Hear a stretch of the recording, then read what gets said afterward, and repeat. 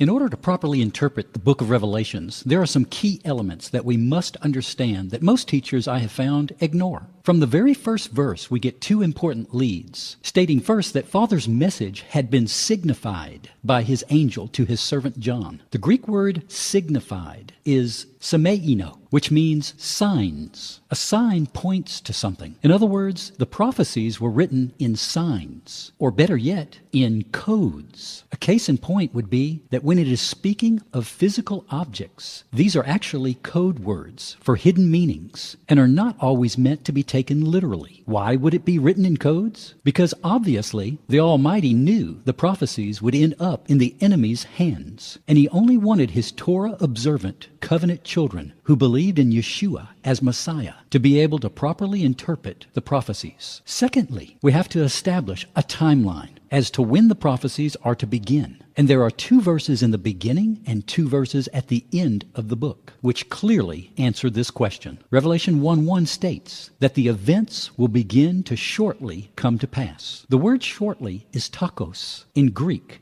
and means quickly, speedily, or hastily. Verse 3 states that the time for the events to start to occur is near. The Greek word for near is egos, which means at hand, or ready to begin now. The book closes out by repeating these same Greek words in chapter 22, verse 6, which states that these events must begin to take place quickly, or takos. And verse 10 states, for the time is at hand, or egos. Here is even more confirmation. In Daniel chapter 12, he is told to seal up the words of his prophecy, for they are written about the time of the end. But in Revelation 22:10, John is told just the opposite, that he should not seal up the words of the prophecy, confirming again that the events are to begin to start being fulfilled in John's day. Further confirmation of the timeline is seen when we recognize who the prophecies were intended for. In Revelation 1:11, John is told to send the prophecy to the currently existing 7 churches in Asia, evidently to both chastise and encourage them to prepare to endure the prophesied judgments which would shortly begin to fall and be fulfilled, and for them to strive to obtain the promises given as overcomers. With all these key facts in mind, we need only to gain a proper understanding of world history and church history in order to uncover the complete timeline and where we are today. Just knowing why the churches today falsely interpret the entire book of Revelations to occur only in the last 3.5 years to the last generation is also a key element and can be quite a revelation in itself. Where could they have acquired such misinformation? For this is not what the Apostle John or the early believers or the Protestant reformers believed. Quite frankly, the prophecies have been being fulfilled in the order they were written since John was given the vision.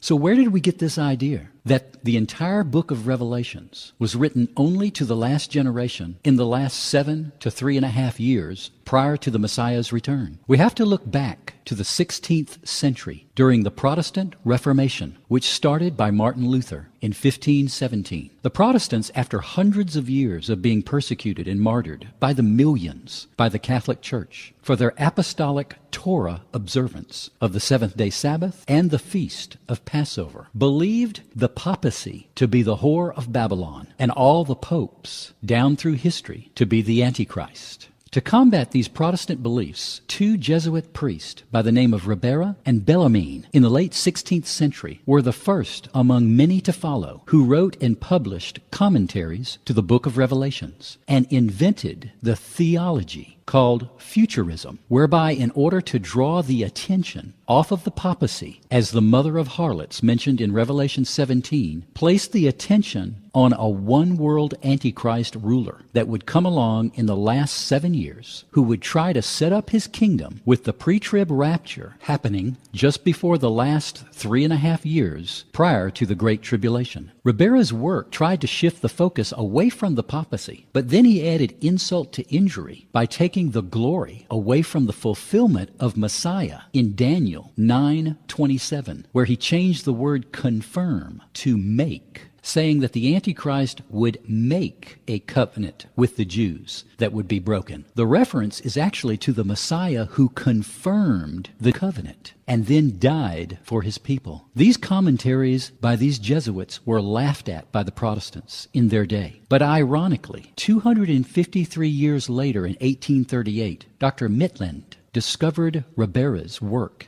at Canterbury Church of England, and he decided to republish it. The errors of Ribera were circulated, and soon one of the leaders of the Plymouth Brethren in Ireland, John Nelson Darby, the father of dispensationalism, read them and published the work himself. And over the last 100 years, many Christians have become influenced by the lies of these Jesuit priests. Today, the situation is so bad that most Christians accept the futurist teachings without ever questioning where they originated from or what the Protestant reformers gave their lives to defend, the Torah. There is also evidence of Jesuit influence after the 1900s as they began to secretly infiltrate Protestant seminaries and teach their heresies, not only about the book of Revelations, but that the old covenants have been done away with, including the seventh-day Sabbath, the feast days in Leviticus 23, kosher, and the following of Yahuwah's Torah.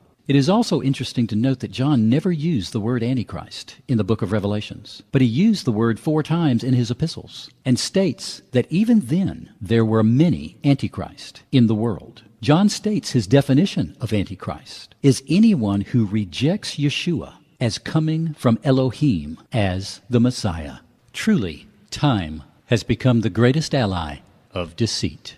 There's another important issue to discuss before we get started, and that is, can the prophecies in Revelation be fulfilled twice? As of yet, I am not familiar with any prophecies in the Bible that have been fulfilled twice. I would like for you to realize how unlikely this really is from several standpoints. First of all, no one could convince me that the Father would leave his covenant Torah observant children who would be called to spill their blood by the millions as martyrs without a roadmap to follow over the last 1900 years. And this is exactly why the book of Revelation was given to John at the time it was given to him. And he was told not to seal up the words of the prophecies. Those apostolic Torah-observant believers in John's day needed a sure word from the Almighty, from someone they trusted, that would reveal to them their immediate future and a timeline for the return of Messiah. And don't think these people didn't understand John's words. After all, they understood them better than most of the majority of churchmen today, because the code it was written in, the elders could interpret because they knew their Tanakh.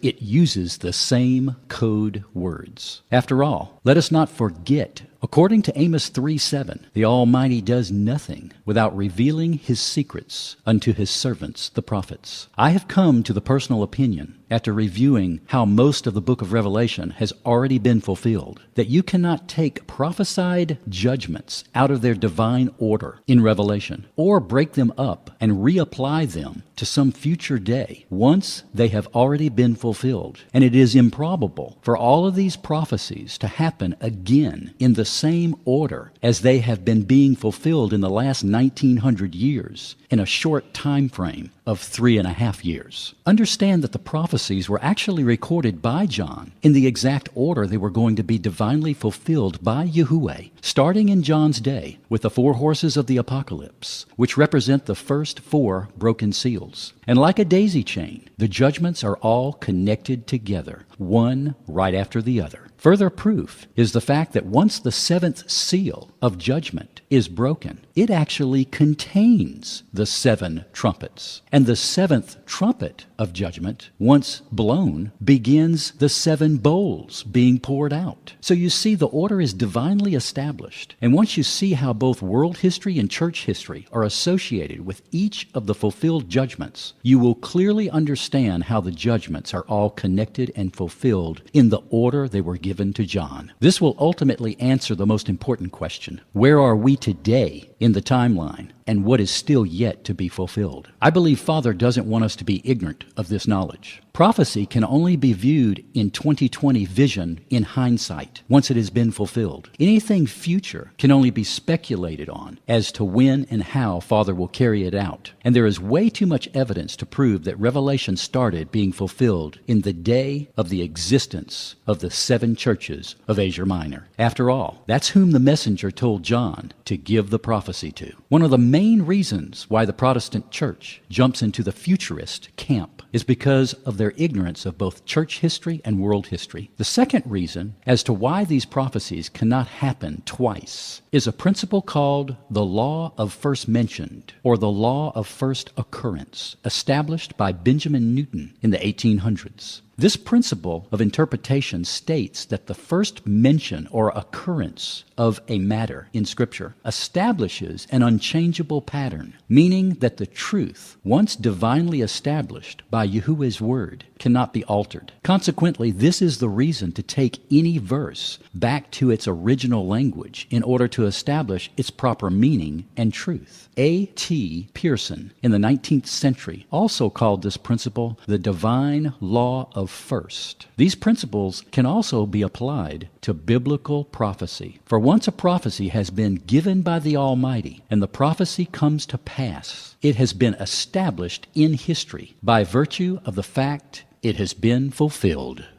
It is so important to have a proper mindset going into the book of Revelation if you want to gain a proper interpretation. What do I mean by proper mindset? Well, for example, when someone asks you a question about why Paul wrote something that seems to put the Torah in a viewpoint of being something to be disregarded, we know from evidence in the epistles that Paul was Torah observant, and his desire was clearly that all men be Torah observant. So with that mindset well established, obviously Paul would never condemn the Torah. So in trying to properly interpret Revelation's timeline, we must bear in mind the fact that these prophecies began to be fulfilled during the days of the existence of the 7 churches the apostles established throughout Asia Minor, as I have clearly given you the reasons why. With that mindset, and the fact the book was written in code to protect the Nazarenes, let us begin with the 4 horses of the apocalypse, the first 4 seals, starting in Revelation 6:1. Now I saw, when the Lamb opened one of the seals, and I heard one of the 4 living creatures saying, with a voice like thunder, "Come and see." And I looked, and behold, a white horse, and he who sat on it had a bow, and a crown was given to him, and he went out conquering and to conquer. This is not Yeshua riding on this horse sometime in the future, as the Catholic Church would love for you to believe. First of all, the word crown here in Greek is stephanos, which is a twined wreath, commonly made of laurel leaves, and a status symbol used by the pagan Roman Empire. Rome made these crowns out of both real leaves and gold leaves, and placed these crowns on their emperors' heads, on their marble statues, as well as their coins. In contrast, Revelation 19:12, Yeshua is on a white horse, and the Greek word for crown is diadem, which is a completely different kind of crown. And rather than carrying a bow, Yeshua has a sword coming out of his mouth, signifying the Torah. This white horse represented the Cretan dynasty of emperors, who all used the symbol of the bow, the white horse, and wreaths on their heads. And both the Nazarenes and the Protestant reformers knew this. So subsequently, all 4 of the horses and riders, as we will see, represent different phases of the rise and ultimately the fall of the pagan Roman Empire. The time period of the white horse and rider was Rome during the height of her conquest, from Emperor Nerva through Marcus Aurelius, approximately 96 AD through 180 AD. This time period is well known as the Golden Age of Rome, when the empire expanded while ruled by a dynasty of 5 Cretan emperors, well known for their superior bowmanship. Rome was able to use tens of thousands of archers in battle to blacken the sky with arrows against their enemies as they rode forth conquering all the lands from what is known today as the land west of India all the way to Great Britain, and from Germany and parts of southwest Russia southward to the entire northern coast of North Africa, including Egypt. stretching over 6.5 million kilometers of earth. And when Revelation uses the term earth, it is not talking about the whole world, only the whole known earth of the Roman Empire. Rome perpetuated Hellenistic culture, the worship of pagan gods, the persecution of the Nazarenes, as well as the Jews, for they worshipped only one God, and their culture and Torah-observant lifestyle was hated by Rome. This is well-established history, and it is important to begin the timeline of Revelation in approximately 96 AD as we move forward from there with the rise and fall of the pagan Roman Empire.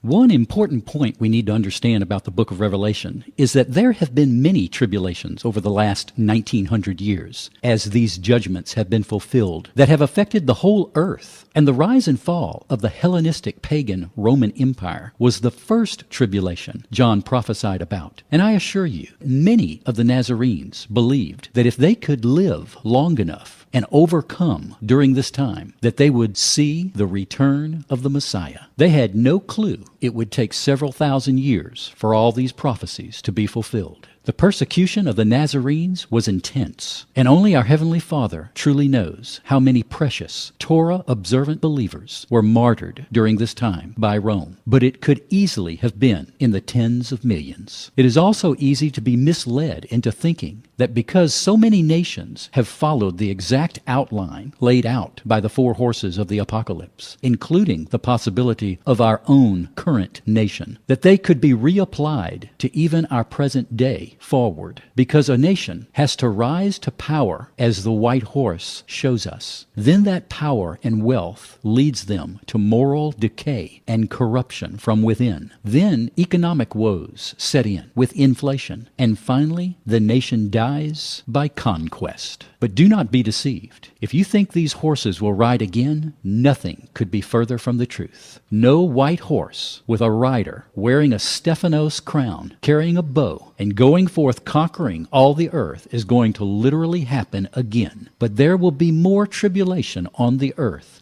before the final great tribulation, as we will see. The white horse period of time was approximately 100 years, and thereafter the red horse prophecy also covers another approximate 100 years. Reading now Revelation 6:3. When he opened the second seal, I heard the second living creature saying, "Come and see." Another horse, fiery red, went out, and it was granted to the one who sat on it to take peace from the earth, and that people should kill one another. And there was given to him a great sword. This next phase, after the Cretan dynasty empire ended, the people of Rome began to kill one another, marking the beginning of Rome's downfall. The Roman sword, as the rider of the red horse carries, was a symbol of authority and power, and the time period was approximately between 180 and 284 AD. It was a period of bloodshed and civil war. There were 32 different emperors, and only one died of natural death. The rest were either assassinated or died in battle over this time period, as Roman legions warred against each other, creating civil unrest as Rome was torn apart. There were 27 usurpers to the throne by force, and what followed is an age that historians refer to as the age of Barak emperors, because throughout the 3rd century all emperors were soldiers, and all of them came to power by military coups of one sort or another. And as we know, any house divided against itself cannot stand. And in the midst of all this chaos, Torah-observant Nazarenes and Jews were killed every day for sport and entertainment. I'm Bill Sanford, trying to put the book of Revelation in proper perspective in our day.